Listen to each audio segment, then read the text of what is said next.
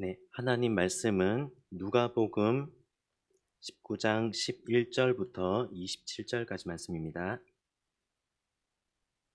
제가 가진 성경으로 신약 128페이지입니다. 누가복음 19장 11절부터 27절까지 말씀입니다.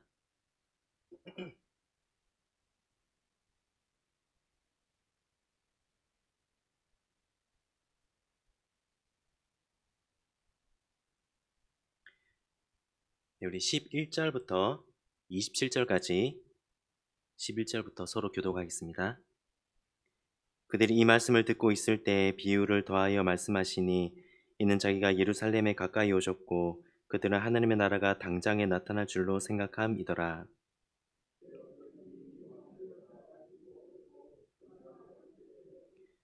그 종 열을 불러 은화 열문화를 주며 이르되 내가 돌아올 때까지 장사하라 하니라.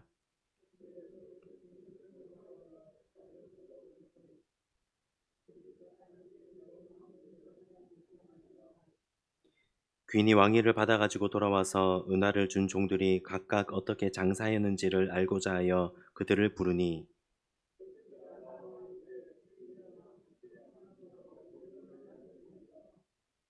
주인이 이르되 잘하였다 착한 종이여 내가 지극히 작은 것에 충성하였으니 열 골 권세를 차지하라 하고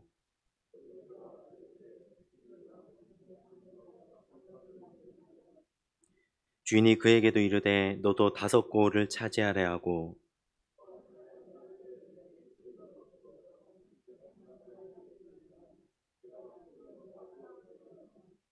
이는 당신이 엄한 사람인 것을 내가 무서워함이라. 당신은 두지 않은 것을 취하고 심지 않은 것을 거두나이다.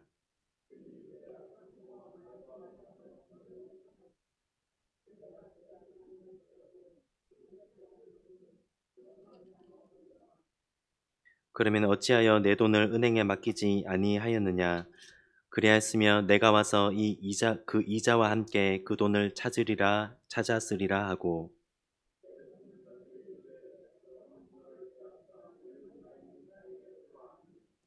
그들이 이르되 주여 그에게 이미 열문화가 있나이다.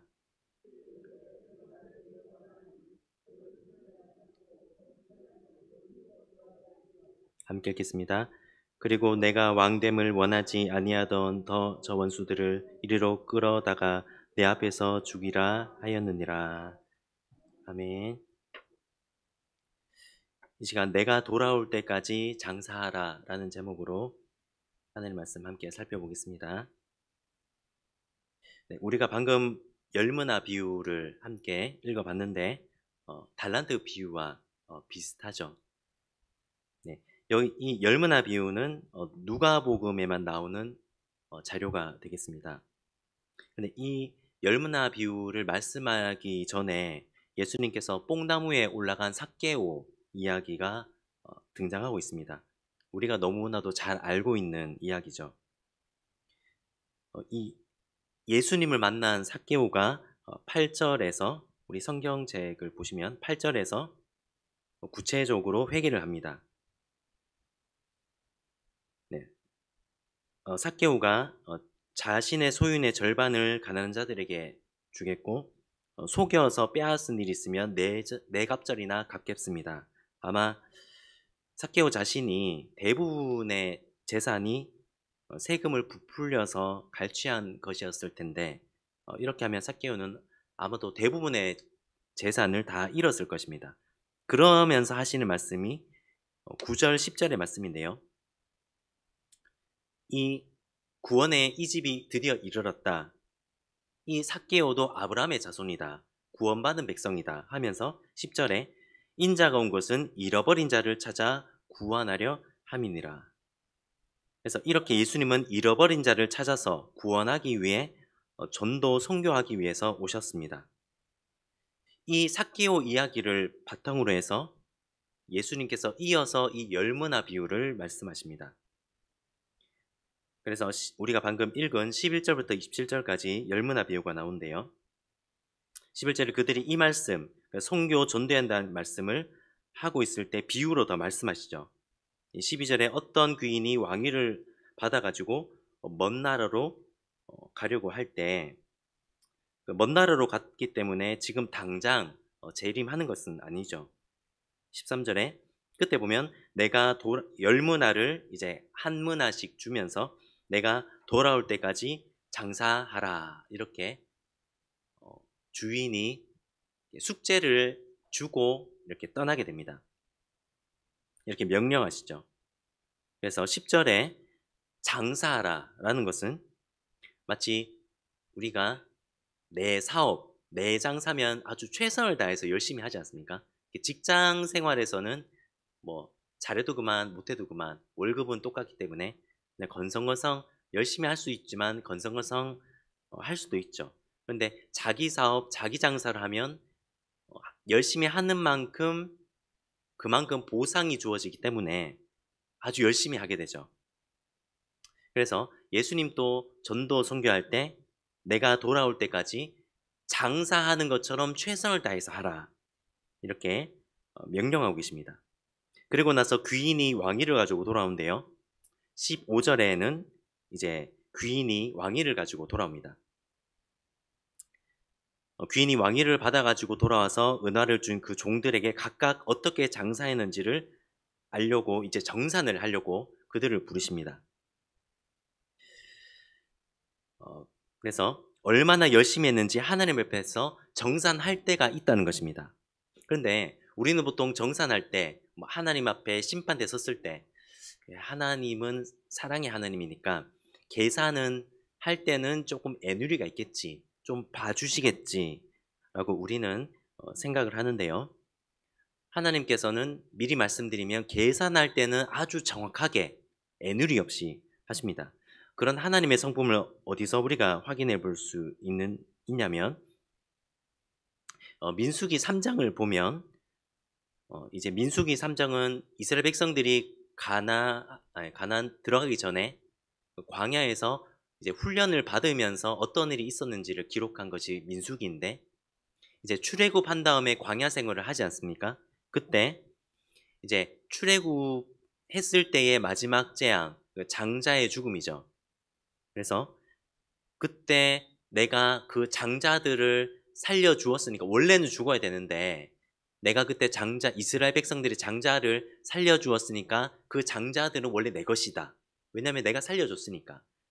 그래서 내 것인데 그 장자들이 원래 내 것이지만 그 장자들을 대신해서 레위인을 내가 가지겠다라고 하시거든요. 레위인을 하나님의 것으로 따로 구별하십니다. 그런데 숫자를 세보니까 레위인의 숫자가 조금 부족한 거예요. 273명 부족합니다.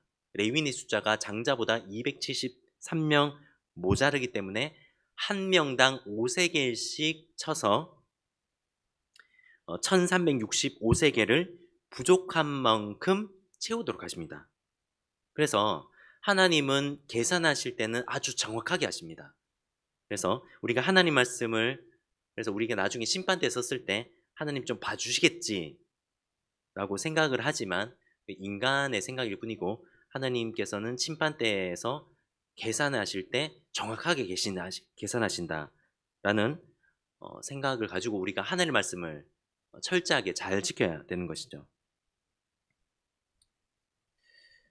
16절에 이렇게 15절에서 이렇게 하늘께서 정산하실 때가 있는데 이렇게 이 비유는 다 아는 비유이기 때문에 그 16절에서 10문화를 남긴 사람은 17절에 10구를 권세를 차지하라.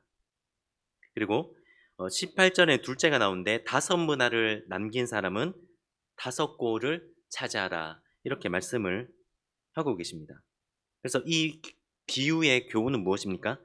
열심히 장사를 하면 할수록 우리가 선교와 전도를 열심히 하는 만큼 더 많은 고를 차지하게 될 것이다. 이것이 교훈의 핵심이죠. 그러면 여기서 예수님께서 말씀하시는 10고울, 5고울은 과연 무엇을 의미하는 것일까요? 제가 조금 다른 얘기를 말씀드리면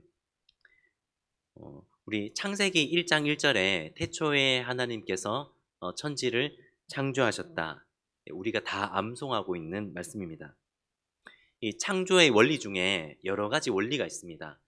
네, 이제 무질서에서 질서로 창조하셨고, 그리고 무에서 유로 창조하셨고, 이런 거는 조금만 검색해 보시면 성도님들도 이제 금방 아실 건데, 그 창조 원리 중에 함목적적 창조라는 것이 있습니다. 모든 것이 합력해서 선을 이루는 거죠. 우리 성도님들, 하나님께서 전지전능하심을 믿으십니까? 네, 저도 믿습니다. 그런 하나님께서 이 한목적적 창조를 정말 쉽게 말씀드리면 하나님께서 쓸데없는 짓을 안 한다는 것입니다. 전지전능하신 하나님께서 다른 말로 하면 하나님께서 이 우주 만물을 창조하실 때 필요 없는 것은 창조하지 않으셨고, 쓸데없이 필요 없는 것은 창조하지 않으셨고, 다 필요해서 창조하셨다라는 것이 한목적적 창조입니다. 우리가 보통 여름에 모기가 많죠. 이 모기조차도 하나님께서 필요해서 창조하셨고요. 그리고 벌레라든지 우리가 알 수는 없지만 풀 같은 것, 우리가 잡초라고 무시하는데 이 풀 같은 것도 하나님께서 다 필요해서 창조하신 것이죠.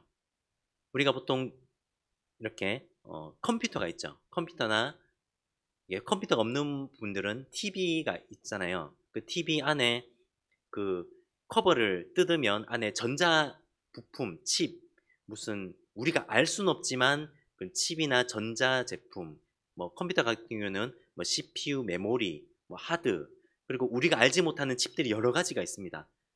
근데 우리가 그것이 필요 없다고 알지 못한다고 해서 필요 없는 건 아니잖아요.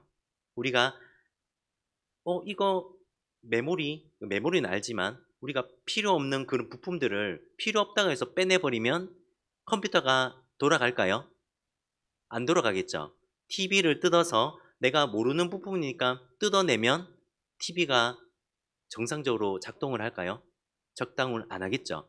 이렇게 하나님께서 이 우주 만물을 창조하실 때 우리가 알 수는 없지만, 우리가 다 알지 못하지만 다 필요해서 창조를 하셨다는 것입니다.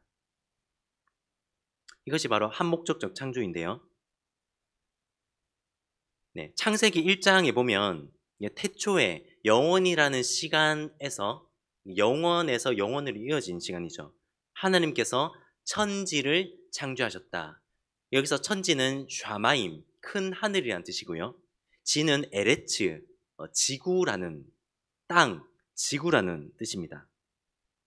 그래서 하나님께서 이 우주 만물을 창조하셨을 때 이 지구 말고도 수많은 별들을 창조하셨습니다.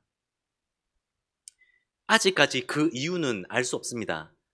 하나님께서 왜 이렇게 많은 별들을 창조하셨는지 우리는 아직까지는 다 알 수 없습니다. 하지만 우리가 알지 못한다고 해서 필요 없는 건 아닙니다. 왜 하나님께서 이 별들을 많이 창조하셨을까요? 이 별들에 관한 이야기가 신명기 4장 19절에 있거든요. 신명기 4장 19절에 앞에 그 화면을 좀 띄워주시면, 이 모세가 그 우상 숭배에 대한 설교를 할 때 모든 천체에 대한 말씀을 하십니다.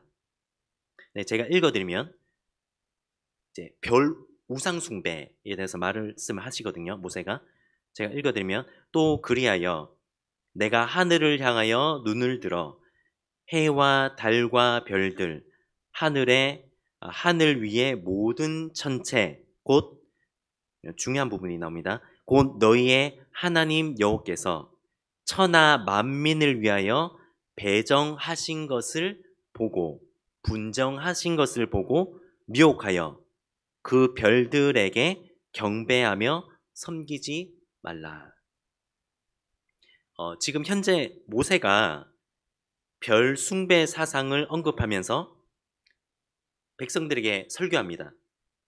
이 별들은 나중에 이 별들은 여호와께서 천하 만민을 위해서 배정하신 것이니까 너희가 다스릴 그 별을 보고 숭배하지 말라. 이렇게 모세는 가르쳐주고 있다는 것입니다. 하늘에 별이 많은데 얼마나 많은지 우리가 잠깐 영상을 보겠습니다.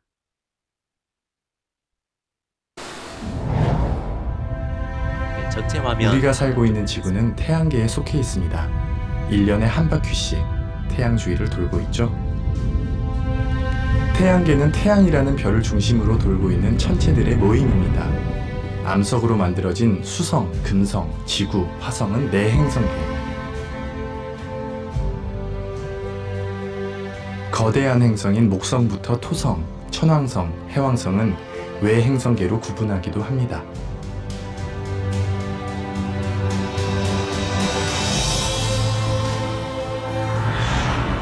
태양은 우리 은하에 있는 약 1000억 개의 별 가운데 하나입니다. 소용돌이 모양의 우리 은하 중심에서 벗어난 가장자리, 오리온 자리 팔에 우리 태양계가 있습니다.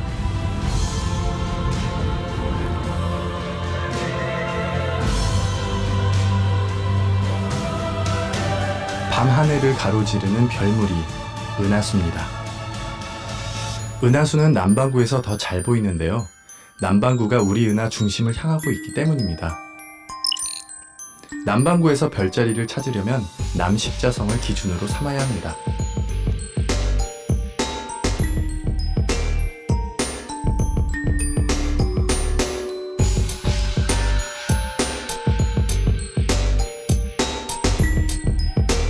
북반구에는 보이지 않는 마젤란 은하들도 관측할 수 있습니다.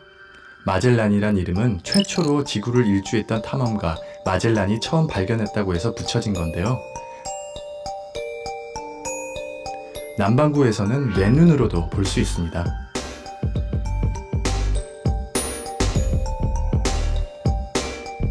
우리 은하와 비슷하게 생긴 안드로메다 은하. 은하에는 수천억 개의 별이 있습니다. 도대체 우주에는 얼마나 많은 별이 있을까요? 10의 11승계 정도가 1000억 개거든요. 그 정도가 우리 은하에 존재하고, 그런 은하가 1000억 개 있으니까 10의 11승 곱하기 10의 11승에서 10의 22승계 정도의 별이 있다. 우주에 그 얘기하는데 세볼 수는 없죠. 그러니까 어떻게 하는 거냐면, 예를 들어서 전체 하늘의 일부분을 전체 하늘의 1000분의 1 정도를 해서 거기에 있는 별을 세는 거죠. 그 다음에 곱하기 1000. 그렇게 해서 이제 전체를 추론을 해 나가고 있습니다. 네, 영상 여기까지만 하겠습니다. 별은 항상 빛을 내기 때문에 항성이라고 부릅니다. 태양계에서는 태양만 4장 19절에서 우리가 말씀에서 보았듯이 영상을 보시니까 별이 굉장히 많죠.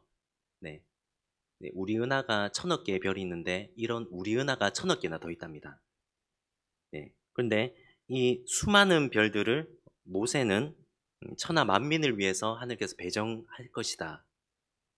이렇게 가르쳐주고 있습니다. 그래서 모든 천체는 하나님께서 만들어 놓으셨는데 우리가 열심히 선교 전도를 하면 우리 교회는 선교적 교회를 꿈꾸고 있죠. 그래서 열심히 선교 전도를 했을 때 열심히 전도하면 전도한 만큼 어떤 사람은 10고울의 상급을 받고 어떤 사람은 5고울을 받아서 마치 아담이 지구라는 별을 관리했던 것처럼 우리도 별을 관리하면서 그 새벽이슬 같은 주의 청년의 그런 부활의 육체를 가지고 영원한 삶을, 영원한 영생복락을 누릴 수 있지 않을까. 이런 성경에 나와 있는 말씀을 가지고 충분히 짐작을 해볼 수 있다는 것입니다. 사랑하는 성도 여러분, 하나님께서는 내가 돌아올 때까지 열심히 장사하라, 열심히 선교 전도하라, 이렇게 명령을 하셨습니다. 그리고 열심히 하는 만큼 하나님은 공의의 하나님이시기 때문에 정확한 계산을 통해서 상급을 주시겠다고 약속하셨습니다. 우리가 이 세상 안에 남아있는 시간 동안에 선교 전도를 열심히 해서 공정하고 합당한 상급을 받고 많은 사람을 옳은 대로 돌아오게 하여 별과 같이 영원토록 저 하늘에서 빛날 수 있는 우리 모두가 될 수 있기를 간절히 바랍니다. 기도하겠습니다. 하나님 아버지, 하나님께서 이 우주 만물을 창조하셨을 때 수많은 별들을 창조하셨는데 우리가 다 알 수는 없지만 신명기 4장 19절에서 말씀처럼 우리를 위해서 배정하기 위해서 만들어 놓으신 것이 아닌가 이렇게 조심스럽게 살펴보았습니다. 하나님, 열문화를 주시면서 내가 돌아올 때까지 열심히 장사하라 라고 말씀하신 그 예수님의 명령을 우리가 받들어서 우리가 예수님 오실 때까지 우리 생이 끝날 때까지 열심히 선교 전도하여 우리가 일한 만큼 열심히 한 만큼 교회를 열심히 섬기고 열심히 선교한 만큼 합당한 상급을 잘 받을 수 있도록 하나님, 우리가 하나님 말씀을 철저히 지켜서 순종할 수 있도록 도와주시옵소서.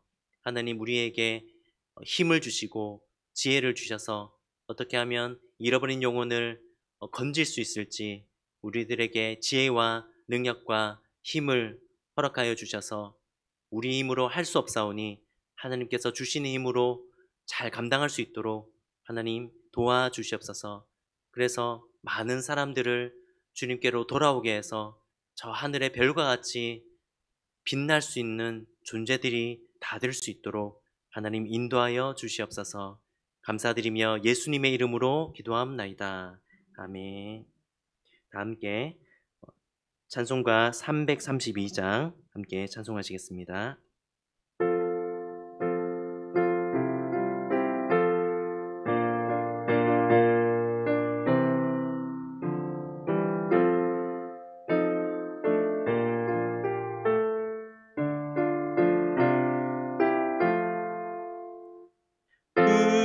우리는 부지런한 예수님의 일꾼, 의롭고 풍성한 나라의 주인, 일하며 믿음의 꽃을 피우고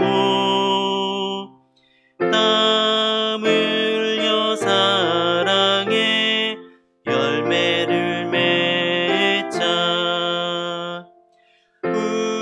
우리는 충성하는 예수님의 일꾼, 참되고 화평한 믿음의 형제, 연장을 내 손에 생산이 있고 힘쓰는 노력에 부요가 있다. 우리는 전도하는 예수님의 일꾼, 하나님 기업을 계승한 자녀, 거치 들옥도록 만들어내고 왕무진 학원으로 가꾸어가 하자. 아멘. 네, 다른 광고는 주보를 참조하시면 되겠고요. 네, 오늘 이제 예배 마치고 4시에 4시 반에 예배가 있기 때문에 4시에 함께 모여서 교회에서 출발하도록 하겠습니다. 그리고 내일 위로 예배도 시간이 같습니다. 내일 4시에 모여서 4시 반에 함께 예배를 드리도록 하겠습니다. 이 시간 주님께서 가르쳐 주신 기도로 예배를 마치겠습니다. 하늘에 계신 우리 아버지, 아버지의 이름을 거룩하게 하시며 아버지의 나라가 오게 하시며 아버지의 뜻이 하늘에서와 같이 땅에서도 이루어지게 하소서. 오늘 우리에게 일용할 양식을 주시고 우리가 우리에게 잘못한 사람을 용서하여 준 것 같이 우리 죄를 용서하여 주시고 우리를 시험에 빠지지 않게 하시고 악에서 구하소서. 나라와 권능과 영광이 영원히 아버지의 것입니다. 아멘.